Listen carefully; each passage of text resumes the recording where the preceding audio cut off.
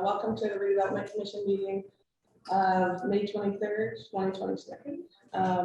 We'll start with the meeting with a roll call. Deb Hutton here. Randy Cassidy here. Deborah Meyerson here. Martha Street here. And staff, please. John Zodi with the hand department. Christina Finley, hand department. Brent Pierce, hand department. Everybody? Alex Crowley with Economic Sustainable Development. Larry Allen, legal. Rick Dietz, IT department. Jeff Underwood, controller, treasurer. Neil Copper, engineering.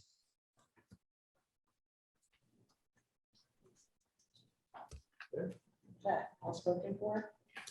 Next on the agenda, we'll have a reading of the minutes from May 2nd, 2022. Any comments or questions from the commissioners? Deb? This is Deb. In the minutes, I noticed that for the exam, you were listed, you, Deborah, were listed as absent, and yet in the number 3 examination of the claim register, you're listed as seconding the motion, which is pretty cool, but probably not accurate. Great. Well, that's a skill I have yet to accomplish. Right.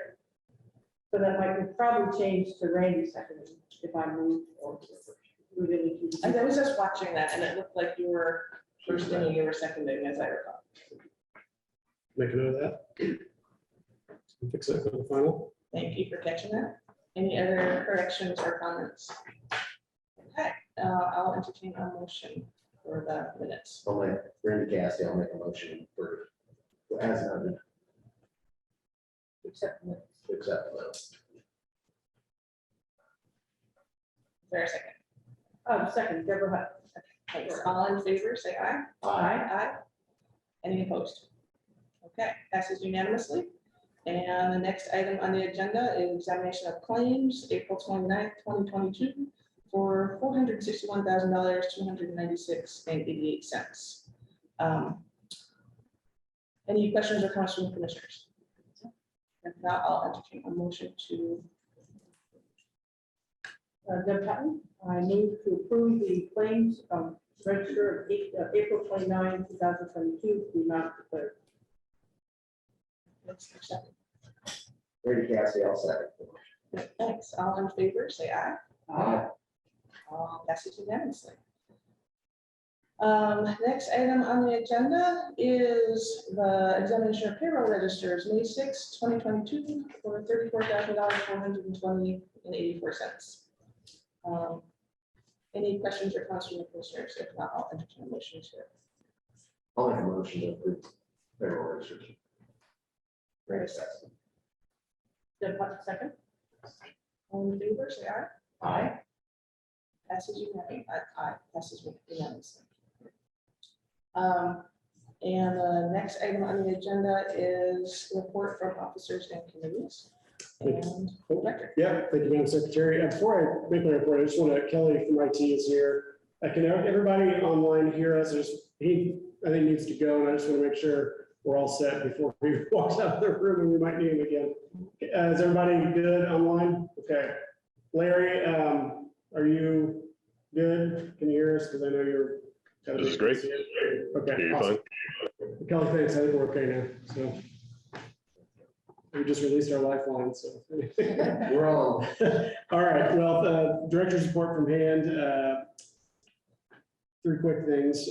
So we received our annual final allocation from HUD for the Community Development Block Grant Program. And overall, it looks like all communities saw a reduction in that. I'm checking into the whys of that, but we received a lesser amount than we projected because we based it on estimates. So we would like to carry forward some unallocated money that we have, which we have held back for certain purposes like this, in the amount of $17,872, which would then make the physical improvement projects that you approved in February whole. So the resolution that you passed indicated that if we got more money, we could increase. If we got less money, they would go down.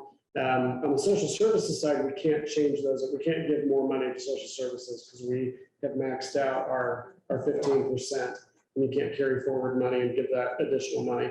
But we can do that on the physical improvement side. So we'd like to do that. It doesn't require official action by the RDC as long as we don't exceed that $785,000 limit that we allocated to physical improvements, but didn't want to report it to you. If I see anything that indicates that we need to talk about any reason for the reduction, from what I'm told from HUD, all communities across the country saw there's an overall reduction. And so we lost a very small fraction of a percentage of our share, which led to, as we got $921,000 last year, we got 872. So it's a significant dollar amount, but in the grand scheme of CDBG, looks like the whole nation saw a reduction there. So I'm checking into that. I will report back if there's anything that I feel stands out. But we'll let you know of that. So we'll get those physical improvement projects fully funded. The College Square, I'll have a little more at next week's meeting, I think, but the College Square building, which is where Robertson used to be, or Bungren Roberts, excuse me, where the fire department is. There were some HVAC issues that popped up down there, and we were having to spend some money to get those things fixed. One item was roof unit, which is being fixed. I'm awaiting an expense there, but it looks like it might be around $5,000. And then there's another part that is, or another unit that is, looks like it might be out of commission. We're trying to figure out if they can find a used unit or figure out how to replace that. We don't have an estimate on that yet. So those are costs that we'll have to incur in the interim here, so without the RDC's approval, just as maintenance goes. So I'll have more information on that hopefully next week from facilities. The last thing is we probably need to talk about our meeting schedule for the commission this summer. I know Commissioner Myerson is going to be out for a number of weeks, and we just need to talk about. So Larry, I wonder if we might circle up about that before the end of the meeting or just right after to talk about how we're going to do our schedule for the next month or two. So that concludes my report. Do we have a legal report?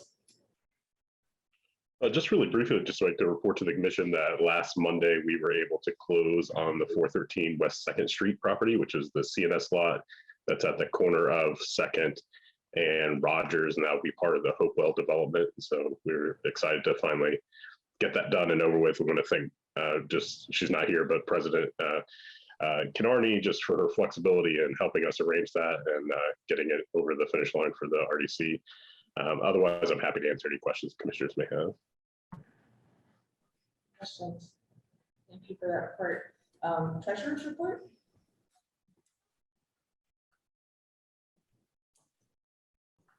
No report. Happy to answer any questions. And business development. Couple things. First of all, just 413 West 2nd Street literally was 4 years in the making. So I mean, the effort that went into that just it's a pretty serious update. One small thing, the engineering department of the city has a green waste project this summer, and they have a contractor in Rivertown who's requested to use the lot where, if you remember from a couple of meetings ago, we had Duke is doing some work on the lighting and 5-star contractor. So they're going to be able to share that. I just want to make sure that you knew that there are now 2 people plunking down equipment there. And they just need a smaller portion for use on this engineering project. So that's in the Trace District, right along to the north. They will clean it up. They will After they're done. Yeah, okay. More substantially, the Hopewell project has, among other things, a need to bring aboard potentially an owner's representative function. So, which is essentially a function that both brings expertise to staff and also force multiplies the staff on the Hopewell project to be able to effectively go out and communicate about it, go solicit development proposals, be able to vet those proposals. It's almost like a kind of extra set of hands to manage what is an incredibly complex project. So we're starting the process of putting together an RFI for that. Obviously, but we will not contract with anybody, nor will make any kind of selections without conferring with the RDC, but we wanted to let you know that we're going to go forward with that. Similarly, there's a commercial real estate function that we'll need, and that'll be more of a kind of a marketing out to the world. Let's almost think of it as if you were selling your house as a broker, the broker's doing a lot of the work to get the word out and, do the walkthroughs and all that stuff. So the combination of those two will both be important for the successful redevelopment of Hopewell. In both cases, we'll be doing RFIs, that'll be separate RFIs, and we will, of course, bring all that information back to you before making any decisions about it. But it's really a heads up that this is coming. Can you say again what the title you're giving to the first? It's called, the different terms for it, but owner's representative is a fairly typical title. And it's almost like a, sort of supersized project manager, but it's a project manager that's not just moving things around, but they have the expertise in the area to be able to do the, really the much more detailed work that's involved in. So sort of on-site representative of the city as the Yeah. owner of the space? Right, so think of it as, they're really kind of an extension of the city and the RDC doing some of the Just focus on significant that. work on that development to make that development successful, because it is such a substantial and complex project that we feel it's appropriate use of infrastructure. From an owner's representative standpoint, you're looking at hiring a company or an individual? Company.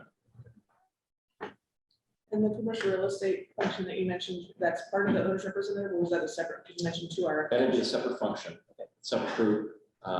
They're more often than not, they're not the same groups. And in fact, you may want sort of different groups. And in that case, what we're going to be looking for is, we don't necessarily want to prejudge whether it's a large firm or a small firm. What's the most important is, in both cases, is to find partners who understand the vision, share the vision, and will help us implement the vision. Because, if you don't find the right partner, and we've had this experience in the city years ago, where a commercial real estate function was brought in to help with something, and they brought back solutions that were just completely misaligned with what the vision was for the outcome. And then you're fighting your own partner, right? It doesn't make any sense. So really choosing them, that's why the RFIs are so important. Finding them, choosing the right partner, making sure that they really lock in on the vision that we have. And then you're not fighting your partner through the process. In fact, they're just significantly augmented. So that'll be nice. Quick question on the CNS project, or CNS lot down there. Are we clear on environmental, and we still functioning through that? No, and Larry can speak to the details of it, but we've done phase 1, phase 2s. We've done everything we need to be able to close. And that lot has had some complicated history, but from our perspective, we know what we're getting. Well, we got it. Perfect. Thank you. Director's already mentioned he had one more thing to add to his report, so thank you for that. We're talking about closings. I want to let everyone know, I should have mentioned this at the outset, that the retreat at Switchyard project has closed, and construction will start soon. We'll have a groundbreaking on June 9th down at the site. So that's, as you know, is the former Night Moves site next to Meineke. So we'll let everybody know that June 9th at noon is a groundbreaking. So we're glad to see that affordable housing project move forward. I would like to point out that Director Zodi appeared to pause, trying to remember the name of the client. Let's make sure I stayed at But yes, we're glad to see that. And apologize for leaving that out of my report. Thank you. Yeah.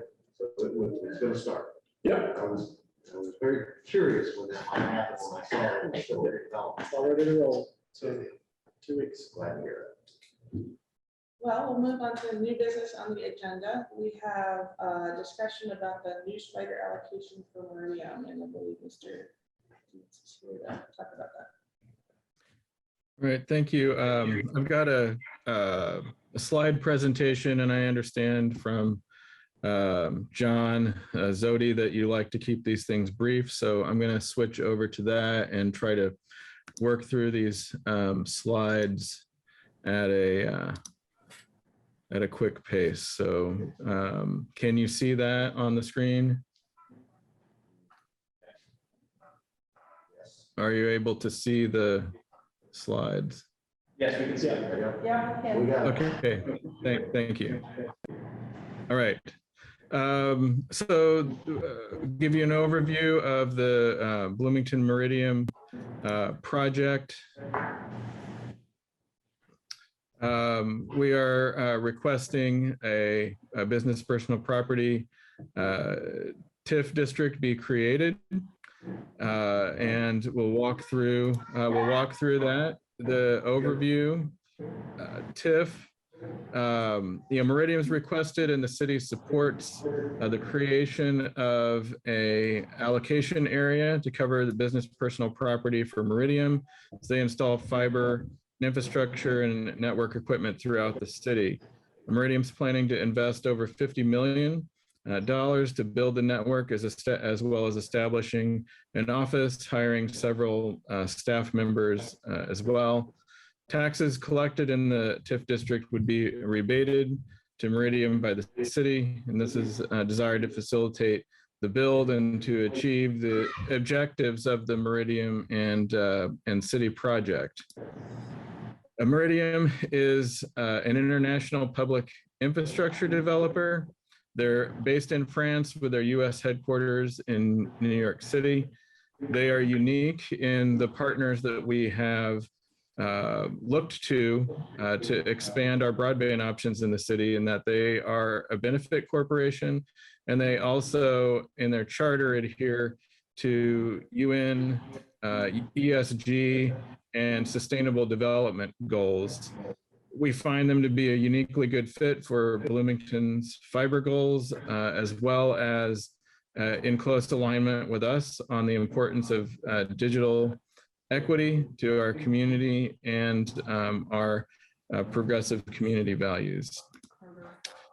So we have sought to secure a partner to work with us to improve our broadband situation in Bloomington for quite some time. We've been seeking a number of different options for this to secure the benefits of modern technology and education, healthcare, job creation, and more, and as well as to enhance our community competitiveness and to sustain Bloomington as a leading innovative community. The main goals that we've had as articulated by Mayor Hamilton during his campaign and coming into office is that we wanted a system that was community-wide, that provided broad community benefits, including being an open network, fairly priced, and some level of community say in the maintenance and management of the project, that it be financially sustainable over the long run, and that it makes significant strides in bridging the digital divide in our community. I'm not going to go into too great depth here, but this has been a multi-year project going back to 2016, where we released an RFI. We had negotiations with a number of parties, a very close call with Axia and some others to seal this partnership, this deal. But ultimately, we weren't able to do that. We have continued to work behind the scenes with a number of potential parties to see if we could make this happen. And then in 2020, we started discussions with a company called Wired. They had a number of site visits that seemed to be going quite well, and then they were purchased.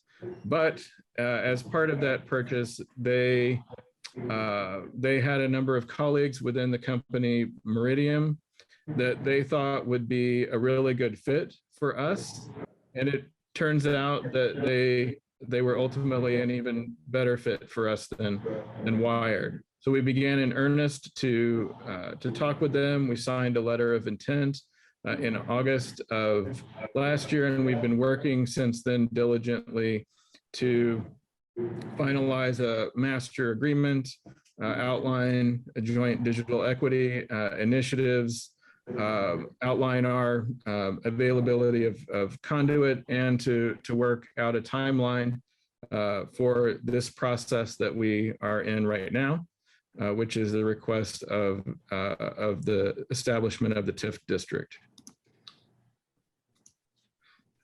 So the overall Meridian project that we are proposing and this TIF request is part of is to establish a gigabit speed fiber optic network within the community. Meridian again is proposing to make a $50 million investment to make that happen.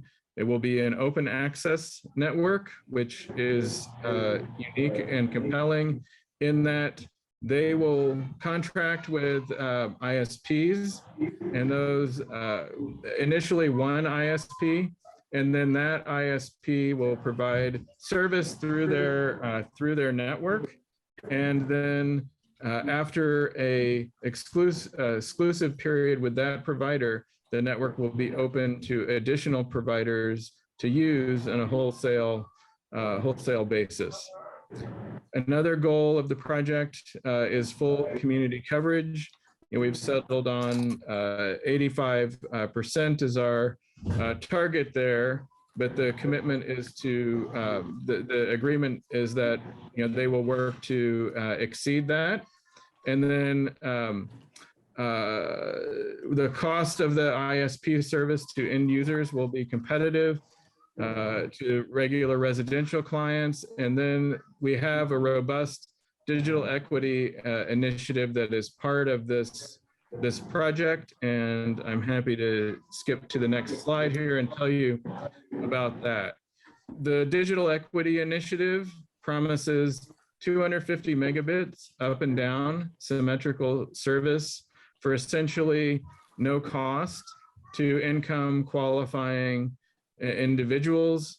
The cost to the ISP is $30, but if you add to that the $30 affordable connectivity program, which the Biden-Harris administration is now offering, there is essentially comes down to $0 cost. The eligibility for the digital equity program is we're not creating a new structure for determining eligibility. It parallels with SNAP, TANF, the Indiana Department of Ed free and reduced meals, and a number of Social Security benefits, so that essentially proof of those access to those programs is qualifying for this initiative. And then there's no connection fee to access this program. If income qualifying residents want to come on board as part of the program, they can do so without a fee, special fee being charged.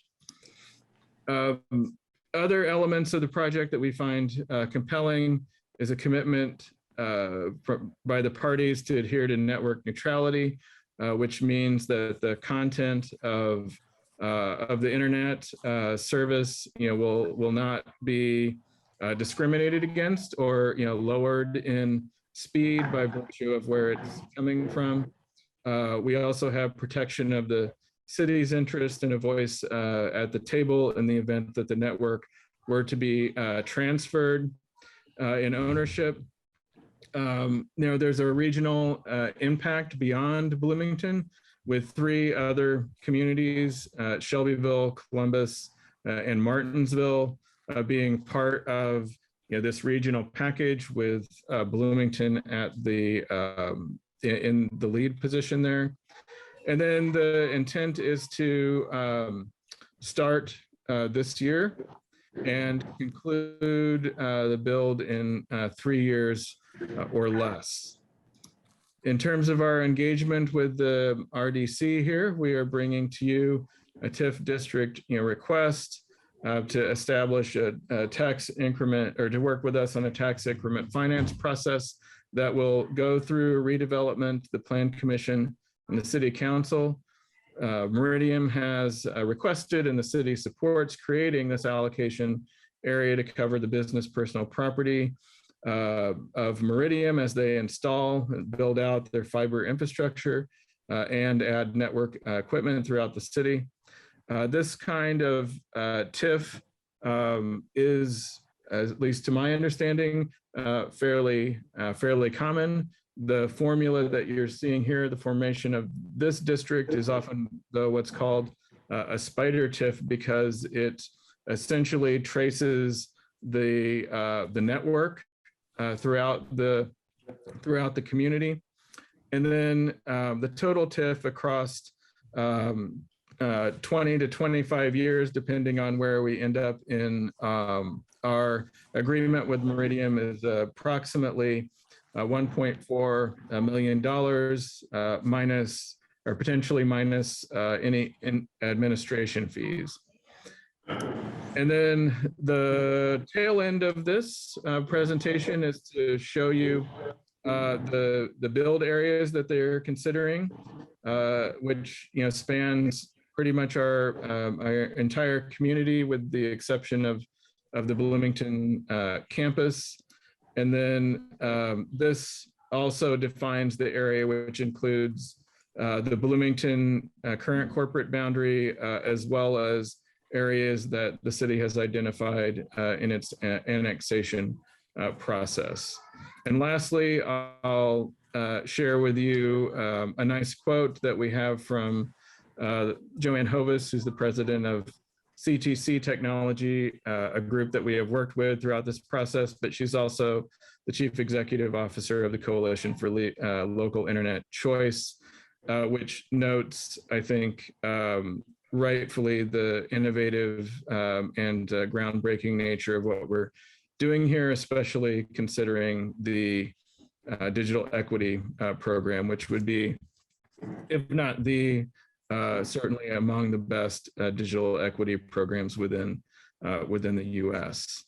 And with that being said, I'm concluding this presentation. That doesn't include our conversation, and a number of my colleagues who have worked on this are here as well. Jeff Underwood, Larry, Alan, Alex is here as well. And we're happy to answer any questions that you have. Thank you. Thank you very much. Are there questions and comments from commissioners? How does this affect the spider TIF that's a personal property tax TIF only? It doesn't overlay any existing TIFs, or is this an overlay TIF, or is it a completely separate situation? Will it affect the revenues of our existing TIF areas? It's a completely separate situation with this one because, by statute, technically a traditional TIF can't affect the same parcel. You can't have more than one TIF on the same parcel. However, this, because it affects personal property, essentially a virtual parcel is created for this. And then the TIF will, it's going to name Meridian, and this will just kind of affect that investment into the fiber that Rick has been talking about. So for everybody's benefit, if we have a TIF set up already, right? And the TIF will be collecting real property, but not personal property. But you can make it collect personal property, but you actually have to name the party and have a special kind of designation of that. So we don't do that typically, right? But that's what Larry's talking to here is the idea of then naming it, and sort of it's a new construct which allows you to have both operating at the same time. We've got physical real estate TIF that occurs, or taxes that go into it, and then the personal property. Typically, we've not done a TIF district for personal property. That's right. Okay, correct. Larry, do we have any active? Not for personal property, no. And then I know or my understanding is from a standard TIF that it's got a 10-year time frame that they work with. TIFs are 20. What is our TIF? 5 This years. will be 25 years. Yeah. Okay, so we can go up to 25 years. You're thinking about the tax abatement. The tax abatement has a 10-year limit for real property and a 20-year for personal property. Up to a maximum of 20 years if you do a super abatement for personal property. However, TIF districts come with a 25-year lifespan, and so this could go up to 25 years. You're correct. Okay.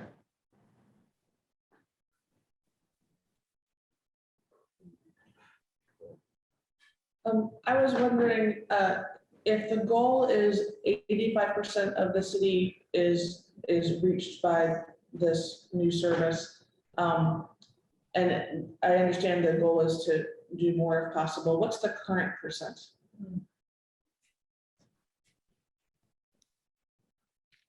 It depends on what you consider to be broadband. So there's, and we don't know. We have information from the federal government in terms of their, mapping, say, of fiber provided at the city, but it's significantly less than, vastly less than 85% currently. Will there be an opportunity to measure more definitively, just because how will you know if you reach the 85% goal?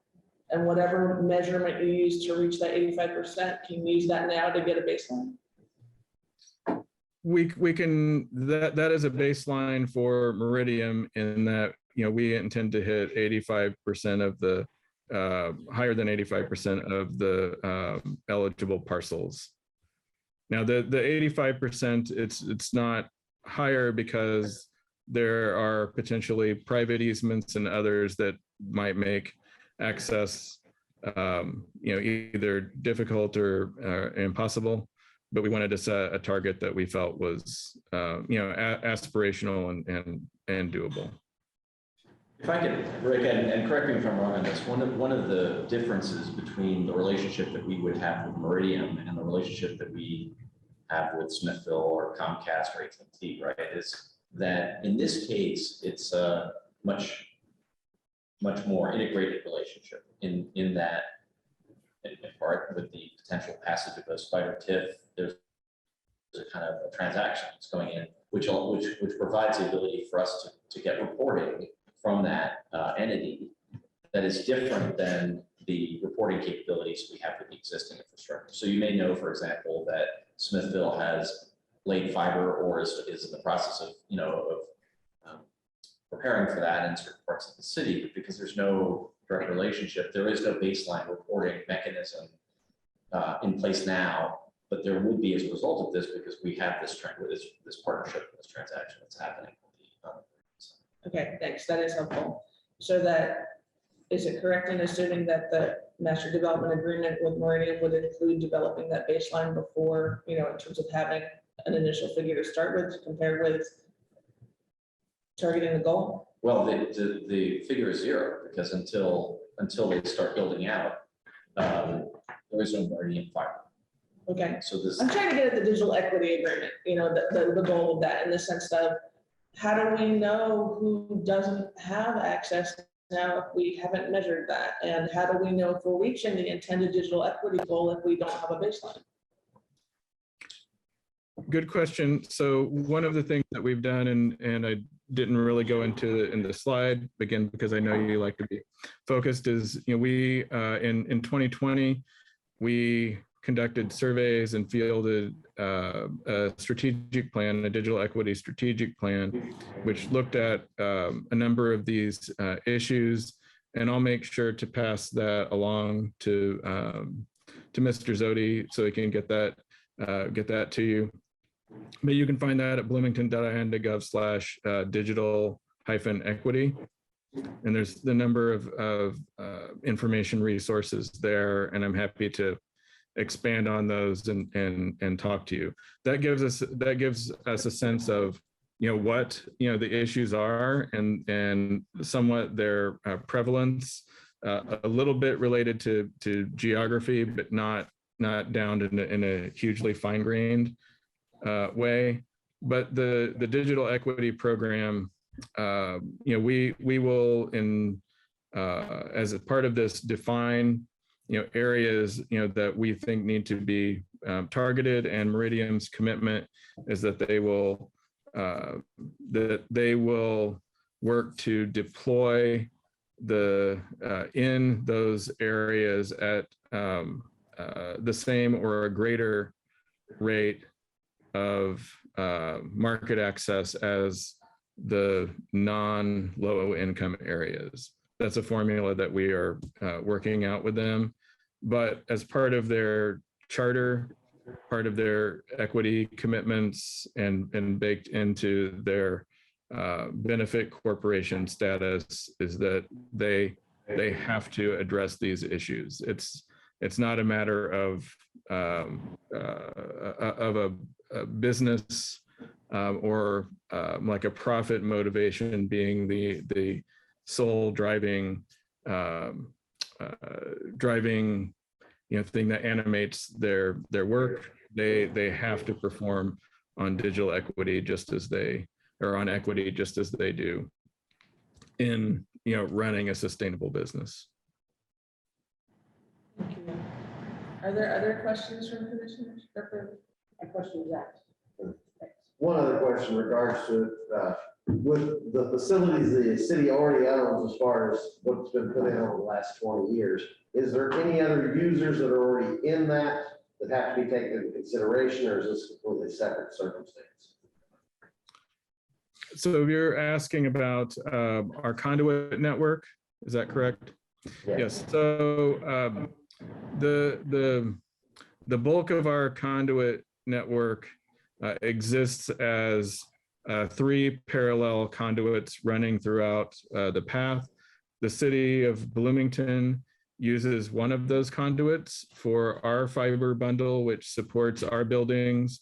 And then we also provide dark fiber as under a usage agreement to the school corporation, MCCSC, to the public library, to Monroe County government as well.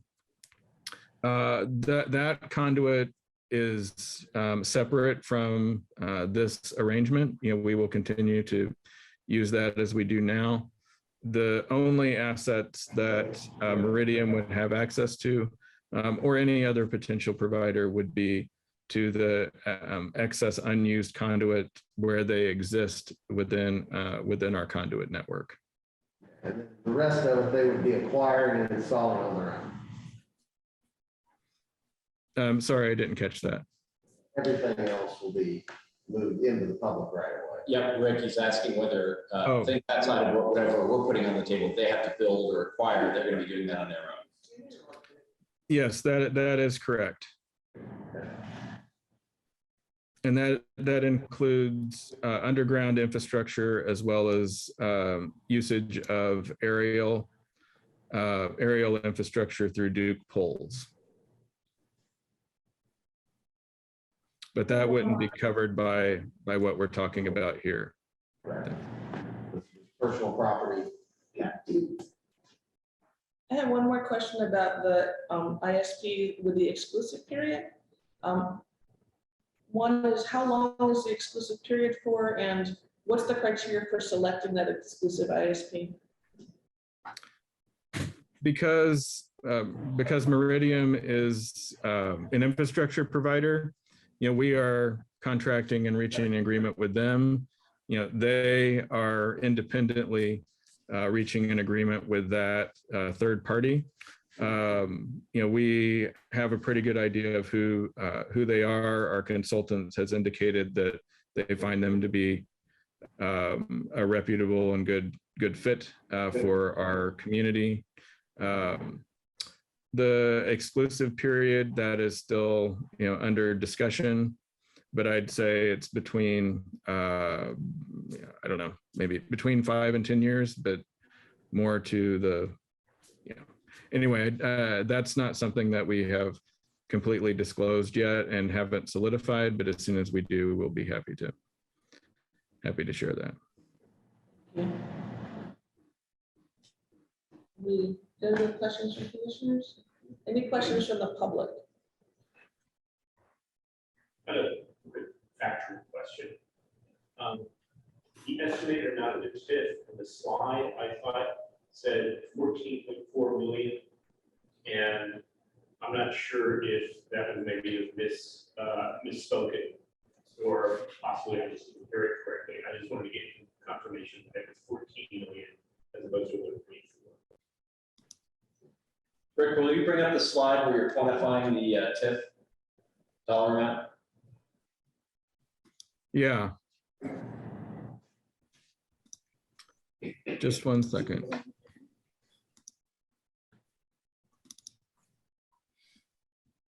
All right, are you able to see that now? Yes.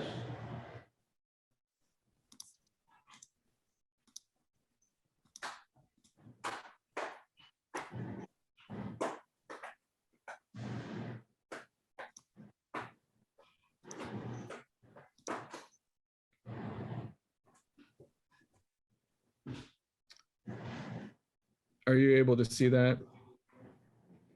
Yes.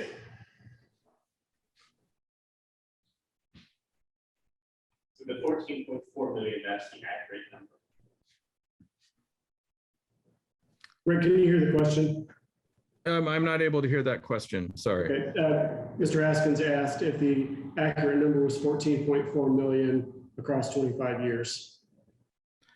I would say that that is the current estimate.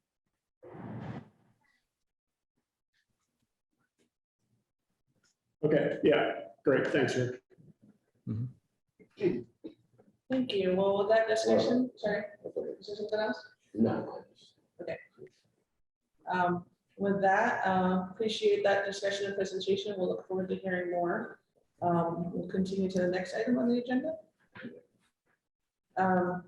And that is resolution 2230, approval of the amendment to the purchase agreement between the city of Bloomington and IU Health for purchase of the IU Health Hospital site at 2nd and Rogers Streets and surrender and demolition agreement. Who would like to speak to that? I'm happy to give the broad outlines, and if anybody wants to jump in about some of the finer points of the Hopewell development and what we've been working on, I think that might be good. As you know, in 2018, we entered into a purchase agreement with IU Health for the old legacy hospital site, which is going to be the site of the new Hopewell neighborhood. For some time now, there were two kind of aspects of that we have been negotiating and working on. One arises out of the purchase agreement itself. The city had the option of having two structures on the main hospital site, that block where the big hospital sits or sat very soon, to preserve. And those two buildings were the core administration building, which is kind of the original hospital from 100 years ago, and the parking garage. And the RDC voted and elected to keep both of those structures, or to attempt to keep both of those structures. And so there is an agreement as part of that, the property demolition and surrender agreement that deals with those structures and the condition of those structures, specifically to deal with the fact that to save the core administration building, there was a shared wall between the hospital. So you have to be extra careful in demolishing the main hospital around that building. And because of that, there were both additional assessments that had to be performed and some additional costs to demolition. And through a back and forth, as we've kept you all apprised of with IU Health, we have come to an agreement to share some of those costs for the selective demolition and for the consultancy fees. In total, those two costs come to $95,505. And again, that's just for that selective demolition and to preserve the core building. So in that surrender agreement, you'll kind of see it goes through the terms, the conditions that the buildings will be left in. Largely they're as is.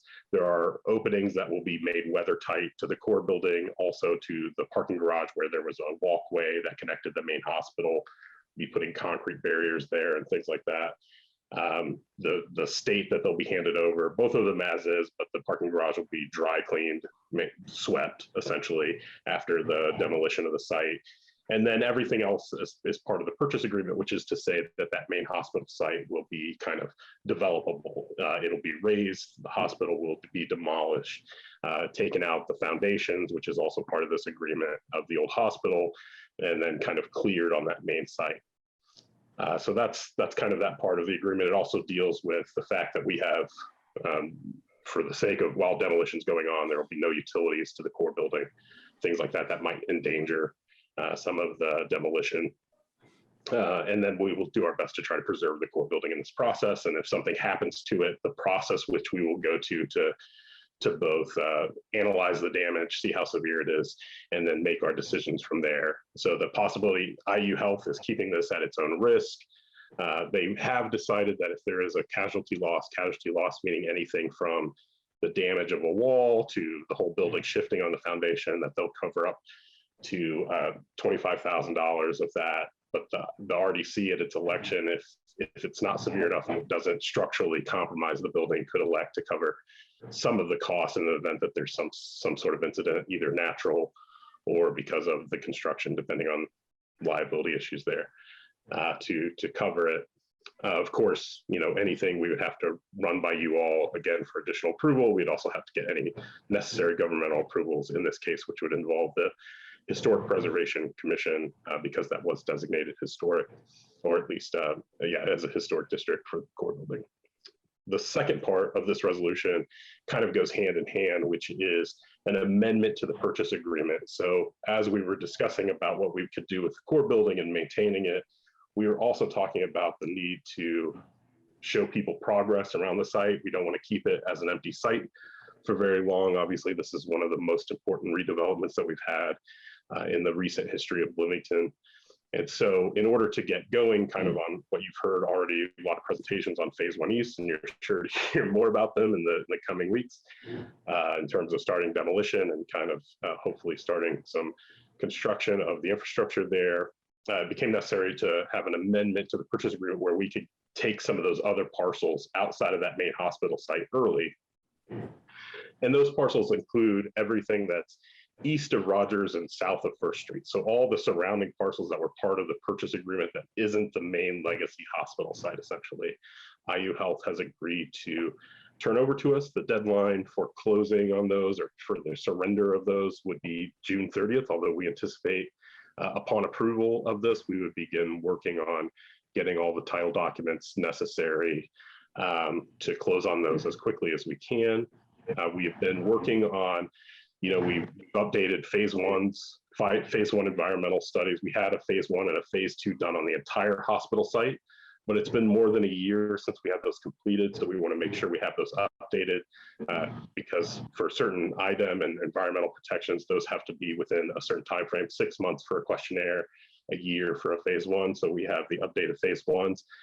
The next step that we will have is also looking into, and we'll bring a contract for you for security of those properties because there are some buildings there that we'll want to secure, but this is kind of the first step and allows us to formally take possession and start that process of taking possession over all of those parcels. With that being said, the expenditure here again, just as a notice that the demolition difference for the core building. So this also asks you to approve the $95,505 and then to ratify both the amendment to the purchase agreement and then also the surrender agreement. And those are attached as exhibits A and B. I'm happy to answer any questions the commission may have. Thank you, Mr. Allen. Any questions from commissioners? Essentially, just to clarify, June 30th is when the city will acquire the east side of the hospital site in order to keep everything moving on the plan that's been presented. Yeah, so I mean, it could get, we're pretty close to it. We sort of make a certain assumption that everybody's tracking exactly what's going on, but maybe just to remind everybody. So you've got Rogers, and then on the east of Rogers, between first and second, you have a bunch of different parcels, many of which were owned by IU Health, but not all of them, right? So the one that Larry announced the closing about at corner second, right? That was privately owned. There's some up Centerstone, or not the same of the building. Anyway, there are a variety of private owners in that block. So whatever is acquirable will be acquired from IU Health as part of the transaction. But because they're not demolishing anything, then they're not worried about turning over things early to us in the same way that they're concerned about turning over a legacy hospital site with all the potential challenges. So everything to the west of Rogers, which is a huge block, that's where the demolition is happening. That's where the core building and garage are. But that's going to take a lot longer because they're doing the demolition and they're responsible for it. And then they're only going to turn it over to us when they're done with it. And then south of First, there's a whole strip there, starting with what we call the Brutalist building in the corner, and then going all the way back into sort of west of Rogers, south of First. And there's a bunch, if we all got our vaccines, I got my vaccine in one of those buildings. There are low-rise buildings, a couple of them. There's some doctors' offices and things like private. All of that is owned by IU Health. So they're able to turn over again those portions because those will not be demolished by them, and so they're not responsible for that demolition. So we have the ability to acquire things quickly, as Larry was saying, or as Mr. Allen was saying. We have the ability to move faster, actually, in areas where there isn't demolition activity going on, and we're going to try to take advantage of that as a project team to jumpstart activity and get some movement on the redevelopment. I would also just add that June 30th date is we'll do it by then. It likely will happen before then, but that's kind of our deadline that we've set for ourselves for concluding that. And I would just add one caveat in terms of the demolition is IU Health has agreed. There's the old power plant is also next to where Alex is talking about in terms of the Brutalist building. And there's kind of like a steam pipe delivery system that goes across First Street. IU Health has agreed to demolish that back to the power plant as well as part of this surrender. So at some point during the demolition, they'll give us notice. We'll also likely bring kind of a short lease back or kind of right of entry agreement back to you, just so they'll have access to that. But they've agreed to demolish that bridge that goes across First Street back to the building as well. Core building, we'll discuss at a later date after we see all the demolition goes. Right, so the kind of the situation is IU Health will not be demolishing the core building as part of the demolition of the legacy hospital. If something were to happen to it, then as Larry said, we would all have to sort of circle up and discuss that if there was some damage done. But the next step then would be to make sure that we can get it redeveloped, and that would come later after the, well, I should say it would come in conjunction with the process of the demolition. So as the demolition is taking place of the legacy hospital building, we're looking at how soon we could get site control over the necessary property to get the core building redeveloped, and looking at applying for tax credits and all that stuff. So eventually those things will start running on parallel tracks, but we're not there yet. Okay. We also do have the option, as well as providing maintenance for the core building during that demolition phase. There will probably be a phase where we won't have access to that building just because demolition will be happening in such close quarters to it. But we will have the ability to inspect at some time after that pretty quickly, so that we can also determine if we need to do some maintenance in the course of this year, over the course of winter, for instance. We can do that to make sure the building's preserved and usable, hopefully, for the future. Another detail that was raised, I want to make sure everybody understands, we always have to assume everybody, when we talk about phase one, right? So one of the things that has to be at a closing, it has to be within a certain period of certain steps of an environmental study, right? So you can't close. So if you've extended in the case of a phase one, so environmental study starts with a questionnaire to the party. And then there's what's called a phase one. And the phase one environmental study is really not doing anything on the lot, but it's just doing research about the history of the lot. So that's the phase one. And the phase two is if phase one yields something concerning, phase two is where you go to the lot and you start to do borings and samples. And if there's water, you test the water or whatever, right? So that's a sequence of events. And that's not cleanup, that's just research, right? So what Mr. Allen was saying is that the closing requires you to be within 6 months of the phase one, which is the second step.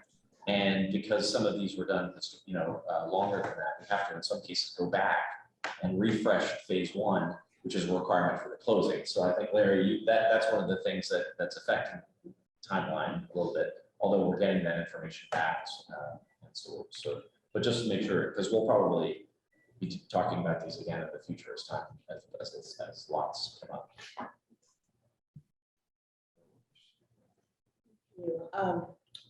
If there's no more comments or questions from commissioners, I'll see if there's any comments from the public. Not seeing or hearing any, I'll entertain a motion for resolution 22-30.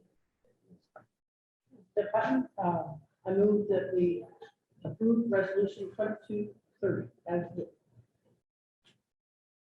Brady Cassidy, I'll second that motion. Thank you.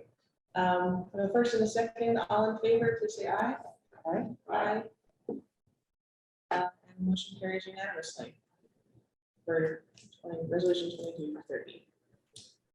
Next on the agenda is resolution 2231, approval of construction for west improvements along 17th Street between Monroe Street and Walnut Street.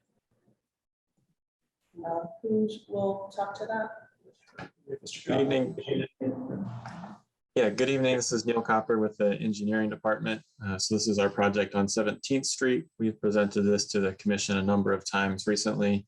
We're here this evening for the local match for the construction of the western portion of the project. The project's divided into an east phase and a west phase. The west phase is supported by federal funding. So the Indiana Department of Transportation actually bids the contract, the construction contract, and manages that contract. And then the city just pays the local match portion for that contract. So that's what we're here for tonight. I also want to point out just a couple of things in the updated project review and approval form. I had previously mentioned to the commission that we were expecting another amendment to the design contract. There is a third amendment, but there is no fee increase. So we were able to offset the additional tasks with some savings from other tasks. So that is not something that will be coming to you in the future because there's no additional fee. I wanted to point that out. And also an updated right-of-way acquisition costs. We're doing the final paperwork and processing on the last parcel, so we know kind of that final number now. So I went ahead and put that into along with the updated construction numbers. And I would be happy to answer any questions. Thank you, Mr. Copper. Any comments or questions from commissioners? None. Thank you. Any comments or questions from the public? Seeing and hearing none, entertain a motion, please. Randy Cassie, I'll move to approve. Resolution number 22-31. We have a second. Second. Thank you. We have a motion and a second. All in favor? Aye. Aye. Aye. And the motion carries unanimously. Thank you. And the next item on the agenda is resolution 2232 to ratify an offer to purchase Dodge Street's properties. And I think Mr. Director Zodi will be speaking about that. That's correct. Thank you, Madam Secretary. So what's before you commissioners is a ratification of the offer to purchase 4 lots on West Dodge Street. We talked about this a couple of months ago and just wanted to let you know that we had made an offer.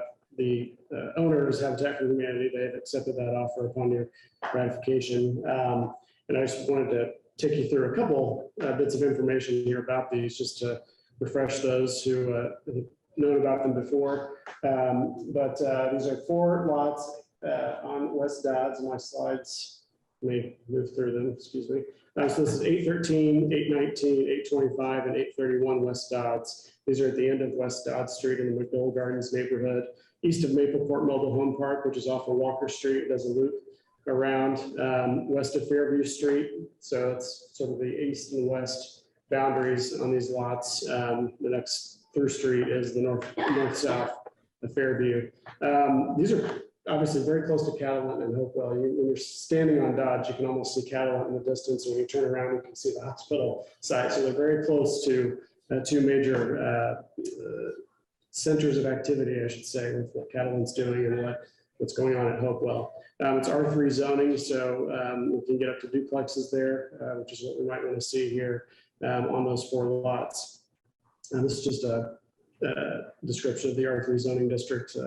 For anyone who want to see it, I can send a slide presentation along if you'd like. The offer price is $136,000 for all 4 lots based on appraisals that the city got. We would purchase these using ARPA dollars or home funds. My preference would be to use rescue plan dollars. The resolution mentions the consolidated TIF as a funding source for this, but I think we'd want to use ARPA for this. There is an eligibility category under ARPA for acquisition in support of affordable housing, which is what the goal would be here in the city's mind. And then annual mowing expense is just important to know what our maintenance costs would be on an ongoing basis while it would await redevelopment. This $3,000 estimate is based on some other estimates we received from our contractor, which is City Lawn, and what they're charging us to mow a number of other lots, which is between $30 and $50 to $60. Habitat estimates about $40 a lot. So you multiply that times the mowing season, and this is kind of a high estimate probably, but just wanted to make you aware of those estimated costs. Here's a map with the lots outlined. The mobile home park is to the west there. That's Dodds, and Dodds ends into a single family residence, and the 4 lots would be as they're indicated on Elevate there. And that's a single family home just to the east there. These are pictures of the lots. This is facing southeast. So that house that you saw just to the east there, this is with the car parked in the driveway. That's this red house here. And this is to the southwest. The mobile home park is there through the trees.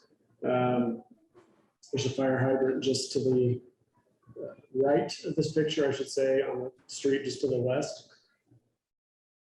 This is from the mobile home park looking up, so there's a slope here, but most of you are aware of that slope, and then that's of course the same house. It's just a point reference.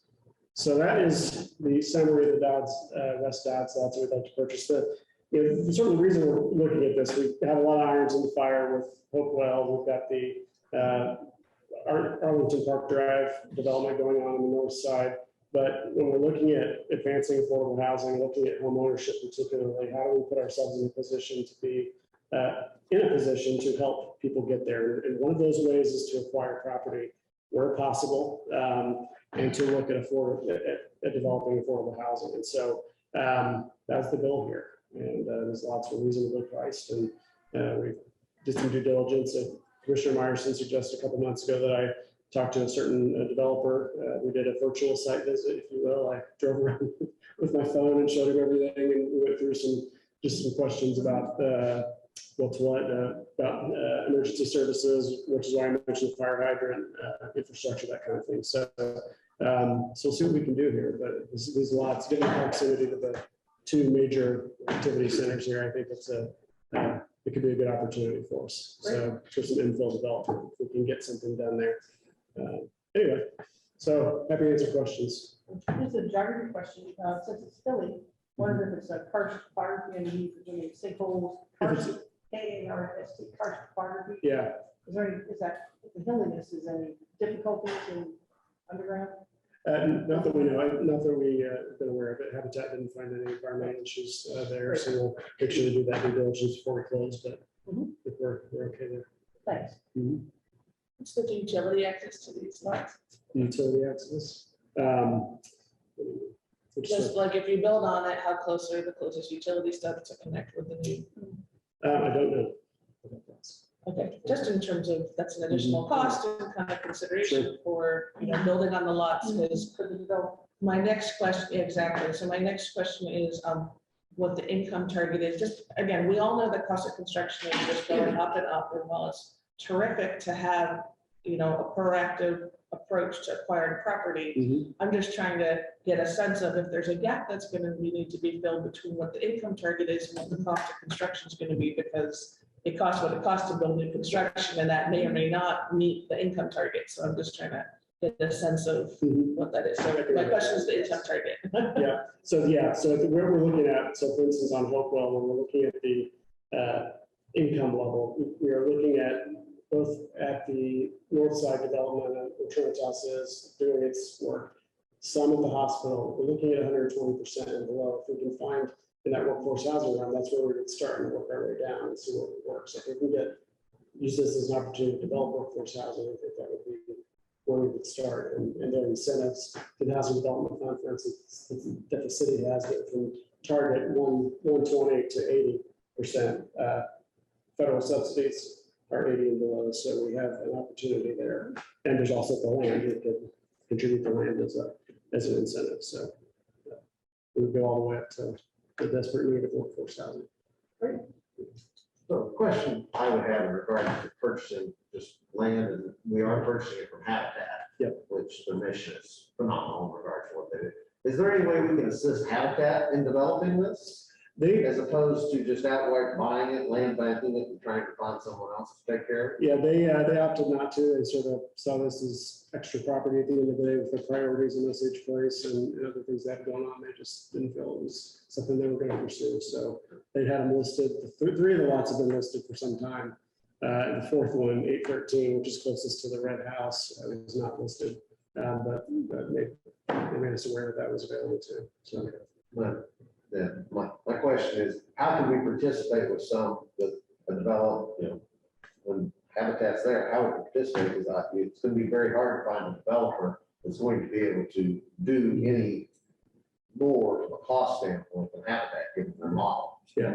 Well, Yeah, I think to Commissioner Myers' question, I think the income limits can make a difference. With Habitat, we assist them a lot of times with home dollars, which are, have a lower income eligibility, but with incentives such as land or that could come out of the Housing Development Fund. We've got incentives that can help that higher income, which could help on the affordability side. So We really don't have a plan on how we utilize it. not yet. We just want to make sure that if we did it what was necessary to purchase them and go from there.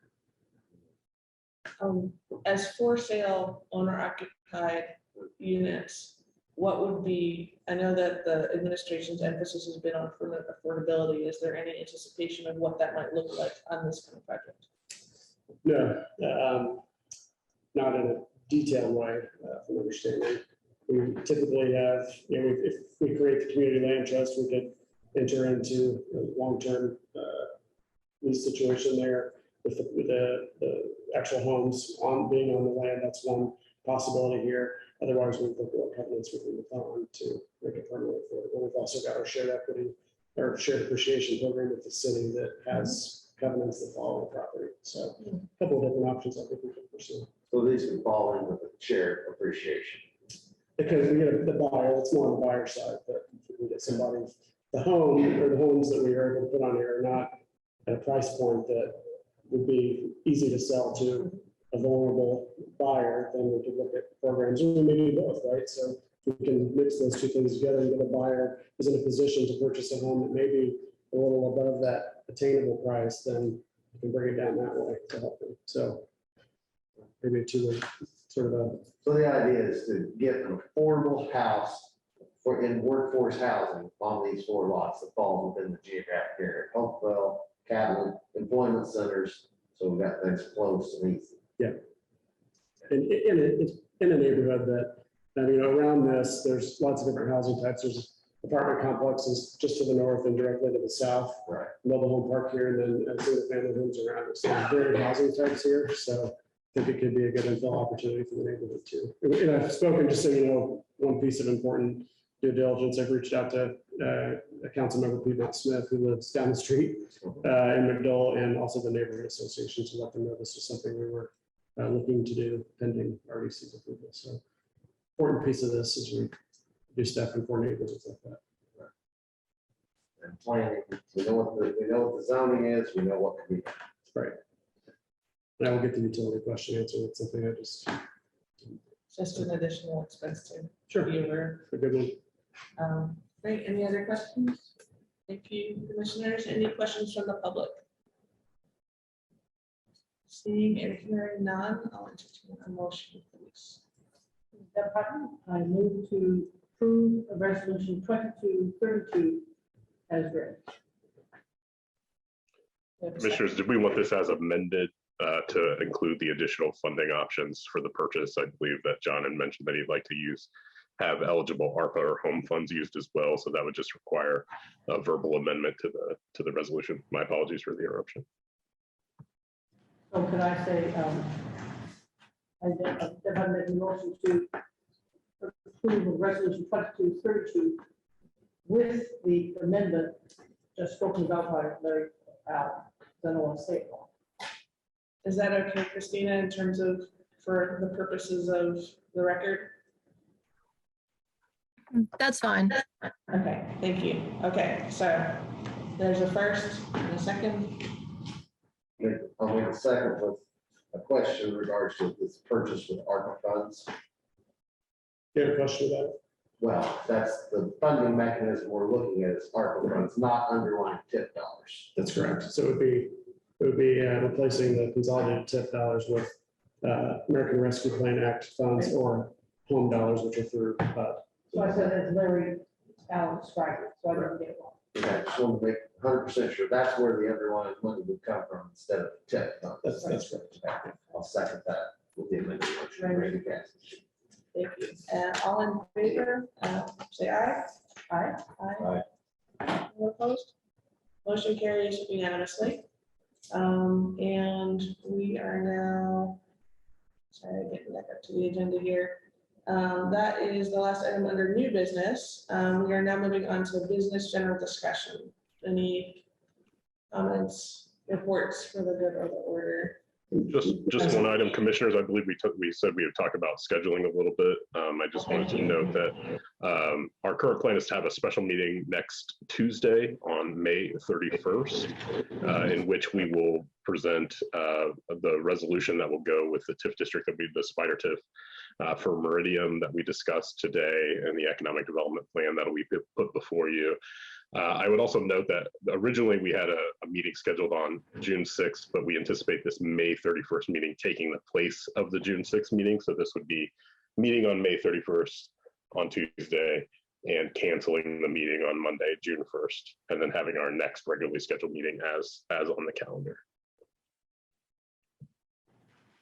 And just to clarify, that next regularly scheduled meeting would be June 20th, does that sound correct? It is a Tuesday. Is that a Tuesday? June 21st. Yeah. June 20th is Juneteenth, so it's a city holiday. So Okay, it's the thanks. following Okay. Tuesday Right, on right. June 21st. Okay. Okay, so Tuesday, the 21st would be the next one after the 6th. And after May 3rd, so we would have May 31st next week, All right. cancel June 6th, and have June 21st as the next Oh, meeting. okay. 31st and 21st. And then actually, I'm just, again, looking ahead because 2 weeks after that is Monday, July 4th. So I'm assuming the meeting would instead be July 5th, correct, on Tuesday? I believe so. Christina, Yes. is we plan for that, right? That's correct. Okay. And I had mentioned to Director Zodi that my vacation, as opposed to other work travel, is coming up at the end of June, early July, and I may be able to log in via Zoom. I will certainly do so if I can. I'm just not fully sure yet how my schedule is gonna line up. So that would be the The June 21st and July 5th. And I should be able to make both of them in person. As long as No issues. we got two for sure. Anything further for schedule discussion that would be helpful to bring up now? That is all I have. Thank you, Mr. Allen. Anything else for general discussion? Now, how's it coming along, John, how's it coming along to find a person to replace the fifth person?